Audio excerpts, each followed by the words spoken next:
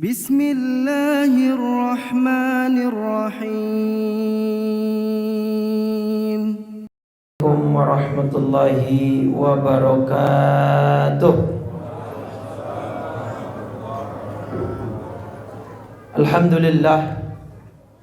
Alhamdulillahi rabbil alamin. Wal aqibatu lil muttaqin wa la udwana illa 'alal zalimin. Wassalatu wassalamu ala asyrafil anbiya wa khatamil mursalin. Sayyidina wa nabiyyina wa maulana Muhammadin wa ala alihi wa ashabihi ajma'in. Subhanaka la ilma lana illa ma 'allamtana innaka antal alimul hakim. Rabbi shrah li sadri wa yassir li amri wahlul 'uqdatam min lisani yafqahu qawli wa saddid lisani wahdi qalbi bihaqqi sayyidina Muhammadin sallallahu alaihi wasallam. Amma ba'du. Fa ya ayyuhal hadirun wal hadirat, segenap jamaah salat Isya dan salat sunat tarawih yang akan sebentar lagi kita laksanakan malam ke-15 Ramadan 1447 Hijriah. Mudah-mudahan ibadah kita sampai akhir Ramadan nanti diterima oleh Allah Subhanahu wa taala. Tema yang diamanahkan kepada kami malam ini, toleransi dan persaudaraan di tengah keberagaman. Saya jadi teringat satu cerita dan kisah dari putra Umar ibn al-Khattab radhiyallahu anhu, atau yang biasa dikenal dengan Ibnu Umar. Dalam hadis Al-Bukhari nomor 894, Ibnu Umar bercerita bahwa setelah selesai perang Ahzab, Nabi berpesan kepada kami, kata beliau. Bunyi pesannya begini: la yusalliyanna ahadul al-asra illa fi Bani Quraidah. Kalimatnya, teks dari nabinya, pesannya jelas. La yusalliyanna ahadukumul asra, atau la yusalliyanna ahadun al-asra illa fi Bani Quraidah. Kalimat dari nabinya seperti itu. Paham sudah ya? Terjemahnya nggak usah saya sampaikan ya. Paham Bapak Ibu? Oh belum. Oh kayaknya diam fokus gitu kayak. Jadi Nabi pesannya gini: jangan salah seorang di antara kalian sholat asar kecuali nanti di kampung namanya Bani Quraidah. Ya, ini pesannya nih. Ingat-ingat. Kemudian berangkatlah kafilah atau rombongan yang diutus Nabi ini setelah perang Ahzab tadi. Nah, mereka ketika dalam perjalanan mendapati kalkulasi hitungan waktunya, kalau tetap memaksakan sholat asar di kampung Bani Quraidah sesuai dengan pesan Nabi, sholat asarnya lewat. Paham sebenarnya? Artinya waktu asar sudah terlewat.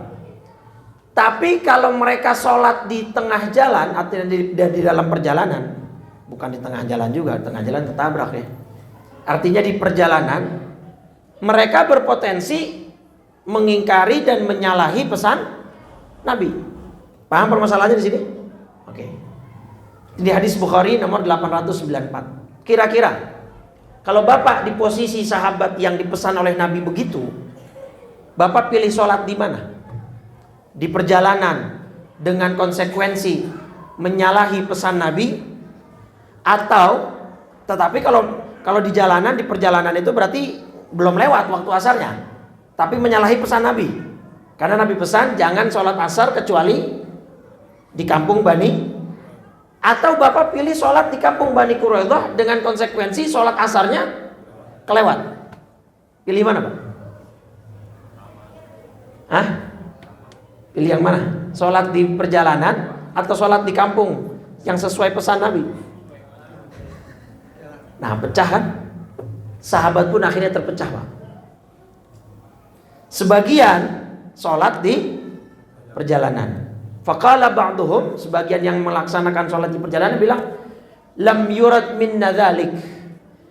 Yang Nabi maksud itu bukan kita tetap memaksakan sholat di kampung Bani Quraidah. Pesan tersiratnya adalah kita disuruh bergegas supaya ketika sampai kampung Bani Quraidah waktu asar masih ada. Nah, berarti ini sahabat yang sebagian ini memahami teks pesan dari Nabi dengan konsep kontekstual. Bener gak?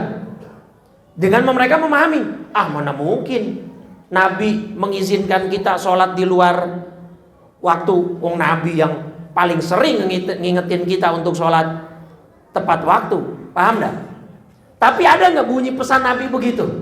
Di dalam hadisnya tadi ada gak bunyi pesan begitu? Gak ada. Redaksinya cuma bilang, la yusalliyanna ahadun al-asra illa fi Bani Quraidah. Pokoknya jangan ada satupun yang sholat asar kecuali di itu pesannya, Pak. Cuman sebagian sahabat memahami, yang Nabi maksud bukan plek-ketiplek harus sholat di sana. Ya kalau memang kondisi waktunya tidak memungkinkan untuk sholat asar di Bani Quraidah, ya kita sholat di perjalanan. Ini ngomong-ngomong nyambung ke sini. Udah pada buka belum ini? Ini memang agak mikir sedikit, Pak. Tapi ini nanti akan berdampak pada pembahasan tema kita nih. Keberagaman itu dan persaudaraan itu sendiri dalam keberagaman. Jadi yang sebagian akhirnya memilih sholat di mana? Di perjalanan. Karena mereka memahami gak mungkin Nabi mengizinkan kita untuk sholat di luar waktu. Oke, berarti kelompok pertama menyalahi pesan Nabi. Sebagian kelompok yang kedua adalah kaum tekstualis. Pesannya tadi kata Nabi apa? Pokoknya sholat asarnya di mana? Di kampung Bani Quraidah. Apapun yang terjadi pesannya itu kan. Nabi nggak bilang kecuali kalau begini, kecuali kalau nggak keburu. Nggak ada itu pesannya. Ketika pesan Nabi teksnya begitu, ya begitu kita terima. Titik pokoknya. Akhirnya separoh melanjutkan perjalanan sampai Bani Quraidah waktu asar habis. Akhirnya mereka melaksanakan sholat asar sesuai pesan Nabi di kampung Bani Quraidah, tapi waktunya di luar. Kira-kira yang benar yang mana? Yang satu menyalahi teks Nabi, tetapi sholatnya tepat waktu. Yang satu nurut sama teks Nabi, tapi sholatnya di luar waktu. Mana yang benar, Pak? Dua kelompok itu sahabat semua, Pak. Bukan orang ecek-ecek. Mereka mendapatin zaman Nabi. Mereka memahami bagaimana gaya bicara Nabi. Mereka paham gimana retorika Nabi. Ya kan? Tapi ternyata terpecah juga, Pak. Begitu disampaikan kepada Nabi berita tentang ini, kalimatnya dalam hadis Bukhari 894 itu apa? Lam yu'annif wahidan minhum. Nabi tidak menyalahkan dan tidak mencela dua kelompok tersebut. Artinya Nabi menerima dari pemahaman kedua kelompok tersebut. Masing-masing punya pemahamannya. Yang satu tekstualis, pokoknya Nabi bilang A ya harus A. Nabi bilang sholat asar harus di sana, ya harus di sana. Masalah nanti keluar waktu atau enggak, ya Nabi yang tanggung jawab. Orang pesan Nabi begitu. Paham nggak? Tapi yang satu bilang, nggak mungkin dong. Wong Nabi yang selama ini ngasih tahu kita, ngingetin kita untuk sholat supaya tepat waktu. Masa Nabi mengizinkan kita sholat di luar waktu? Kita sholat di perjalanan. Biarpun itu mengharuskan kita melawan, dalam tanda kutip, melawan teks pesan dari Nabi. Nah, sebenarnya perbedaan dan keberagaman kita selama ini di antara kaum Islam cuman sekitar pandangan begitu, Pak. Paham sampai sini? Contoh, suami istri bersentuhan kulit dengan kulit, batal wudu nggak?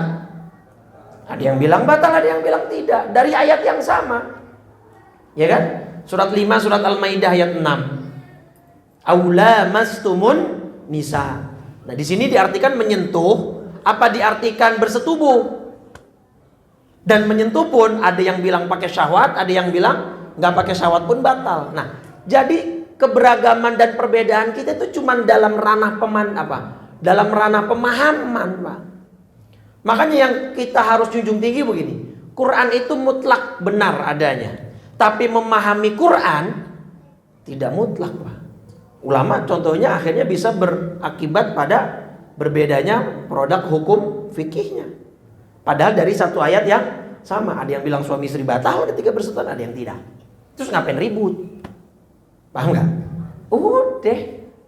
Sholat subuh pakai kunut apa enggak? Sama itu, perbedaan dalam pemahaman aja. Nabi pernah kunut subuh, cuman sebulan.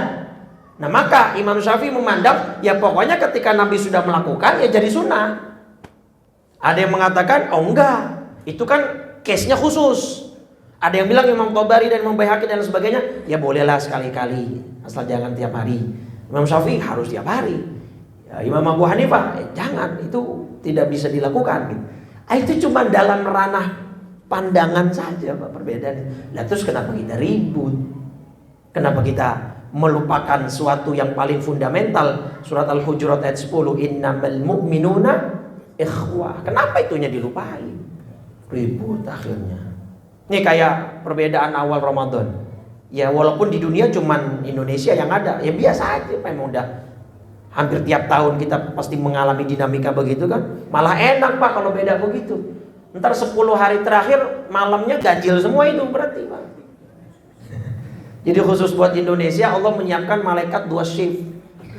Iya. Jadi pas malam 10 terakhir deh, ayo malaikat turun nih malam ganjil. Tunggu versi siapa nih? Kalau versi pemerintah yang turun malaikat yang ini gitu kan. Jadi dibawa enjoy aja Pak, dibawa. Ya habis kita nggak bisa ngerubah apa-apa kan karena itu ada di ranah elit-elit politik kita dan di atas sana gitu kan. Kita sebagai rakyat jelantah yang biasa ya sudah tinggal disikapi dengan harmonis, dengan baik gitu kan. Nggak usah pakai ribut, nggak usah pakai berantem. Nah Ramadan mengajarkan kita itu. Kita bisa duduk di masjid yang sama, kita bisa diimami satu imam yang sama, kita baca Quran juga Quran yang sama. Terus kenapa mau berantem? Kenapa mau dipecah belah untuk hal-hal yang memang nggak bisa satu Pak? Ulama itu sebagai closing statement dari saya, para ulama itu Bapak Ibu sepakat untuk tidak sepakat. Paham kalimatnya? Ulama sepakat untuk tidak sepakat, ya sudah. Selama itu dalam ranah fikih, dalam ranah khilafiyah, ya memang itulah perbedaan yang ada. Bahkan al-khilafu ummati rahmah, khilaf umatku itu bagian dari rahmat.